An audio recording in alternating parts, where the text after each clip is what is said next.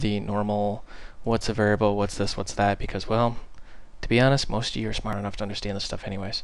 So what we're going to discuss today is called file input output. So first thing we need to do is use a namespace. Notice how we've been talking about namespace, but we haven't actually used one. So type using, and you notice a little IntelliSense popped up. Type system, and then we want, and you notice all these little beautiful things that pop up. These are all namespaces, and while we probably won't cover all of these because the .NET framework is just massive, we're going to cover a good majority of these. And what we want is I/O, which stands for simple input output. Now in the system I/O namespace, let's just copy this. I want to show you something. If you just type system I/O dot, you can actually just navigate the namespace and see what's in there. You see there's a lot of stuff in here. Well, what the I/O namespace does is, well, you guessed it, input output. This is how you write to a file, read a listing of directories, things of that nature. So what we're going to do today is we're just very simply going to read and write a file. So let's just do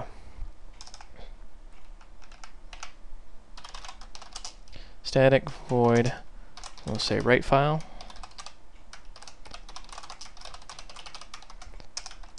And we're just going to make a function to write the file, and we're going to make another function to read the file.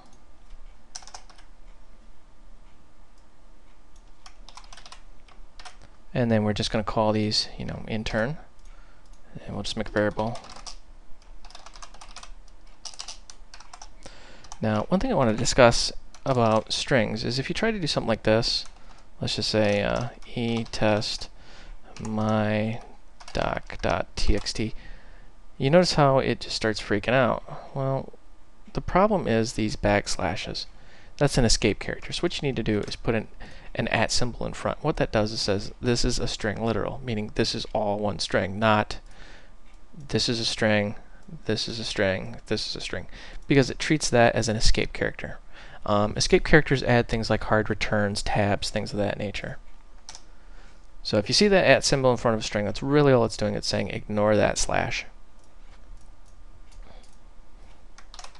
And then we're going to say write file, file name, and then we want to read file,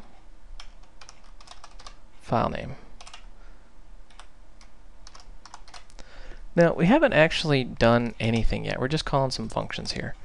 So we've got our string, which is our file name, and we're going to write file, which is going to jump up here, and then we're going to write the file. So what we need to do here, and there's a couple ways we can do this, and we're going to do it the easy way this time because I want to kind of slowly ease you into this. I'm just going to say file, write all text, and you notice how it says string path, string contents. So we will just say file name, and we're just going to simply say hello world. Now we want to read the contents.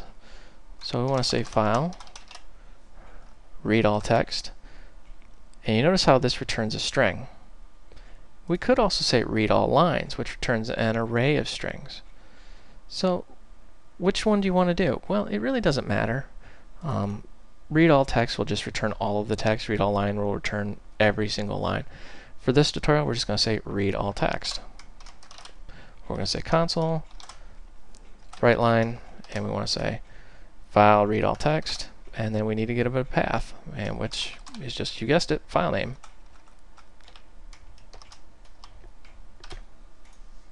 So that, in a nutshell, is the simplest way of reading and writing a file. So let's run this. Uh-oh, build errors. What did we do wrong here? Oh yes, simply forgot. That's one thing I do love about .NET is the debugging is first class. I have yet to find anything that even comes close. Yes, we forgot to do our console read.